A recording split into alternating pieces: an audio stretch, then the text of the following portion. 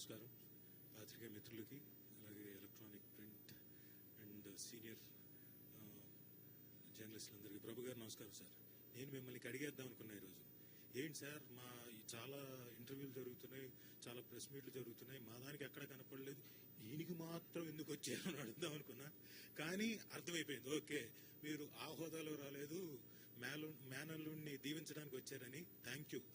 It is చాలా important, ఆయనకి important, ఈ సినిమా తాలూకు టెక్నీషియన్స్ అందరికీ ఇంపార్టెంట్ మీ తాలూకు దీవెనలు. అండ్ హరీం ఈ సినిమాకి మరి ఏం చేశాడో, ఎన్ని మంత్రాలు నేర్చుకున్నాడో నాకు తెలియదు. శివ హ్రీం అన్నాడు, క్రీమ్ అన్నాడు, హోమ్ అన్నాడు, క్లీమ్ అన్నాడు. తాను అనుకున్న అందరూ వచ్చేసాడు టీంలోకి.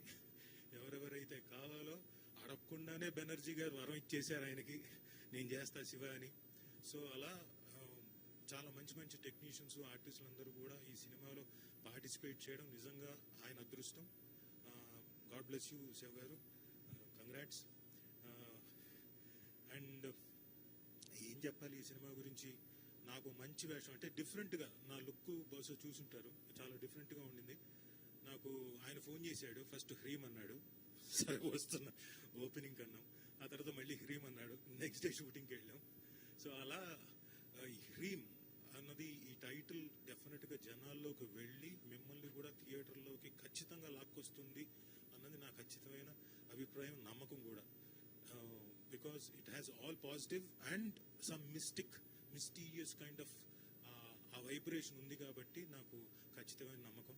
అండ్ ఈ సినిమాకి వర్క్ చేసిన పవన్ గారు విఎఫ్ఎక్స్ చాలా బాగుంది, congratulations.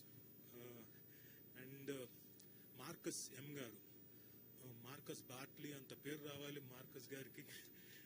You will definitely get it, ఎందుకంటే చాలా బాగా చేశారు. సీన్ తాలూకు మూడ్ని ఇంకోటి ఎలివేట్ చేయడంలో మీ మ్యూజిక్ చాలా బాగా హెల్ప్ అయింది.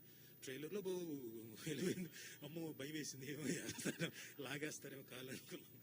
So you have done a great job, చాలా మంచి పేరు వస్తుంది మార్కస్ గారు. Note his name, Marcus M. So congrats sir, thank you.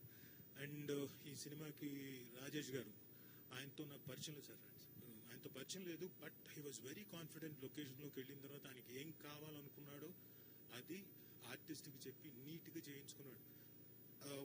ఎక్కడ కానీ షార్ట్ డివిజన్లో కానీ ఇంకోటి ఎక్కడ ఒక్కసారి కూడా తొనకలేదు. అంటే యూజువల్గా డిఓపి మీద డిపెండ్ అవుతారు first time directors, but is well versed with his craft. So Rajesh గారు స్క్రిప్ట్ బాగా రాసుకున్నారు, చాలా బాగా వచ్చింది మీ ప్రోడక్ట్. సో ఈ రోజు నుంచే మొదలు పెట్టండి మీ పూజలు. కావాలంటే 2-3 మంత్రాలు నేను కూడా పంపిస్తాను, అవి కూడా చదువుకోండి. డెఫినెట్గా మంచి పేరు వస్తుంది, మంచి హిట్ అవుతుంది. Congrats sir, thank you Rajesh గారు. నెక్స్ట్ సినిమాలో ఇంతకన్నా కొంచెం ఏంటి ఏం చెప్పాను సార్, మీకు మంత్రాల్లాగా అనిపించిందా? వెనకున్న ఆయనకు అర్థమైంది, మీకు మంత్రాల్లాగా అనిపించింది. ఈ సినిమాలో కంటే నెక్స్ట్ సినిమాలో ఇంకొంచెం lengthy character, best character. Thank you Rajesh గారు. అండ్ పవన్ రామ్మ, ఈ డ్రెస్తో ఎందుకు వచ్చావా? వద్దులేండి, ఉద్దేశం అది కాదు. పాపం పవన్ అన్ని రకాలుగా, అంటే యాక్టర్కి కొన్ని చోట్ల ఇబ్బందులు ఉంటాయి అలాంటి డ్రెస్సులు వేసుకొని చేయడం, but is a very good actor. ఎక్కడ కాంప్రమైజ్ అవ్వకుండా